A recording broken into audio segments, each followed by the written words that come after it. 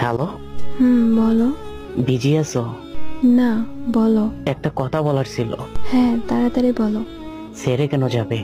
থেকে আর কি হবে? মুক্তি চাইতেছো? বুঝতেই তো পারতেছো। ভালোবাসো না? কথা বাড়িও না। এত স্বপ্ন কেন দেখিয়েছিলে? কি হবে আজ ভেঙে দিলে? এত কঠিন কথা।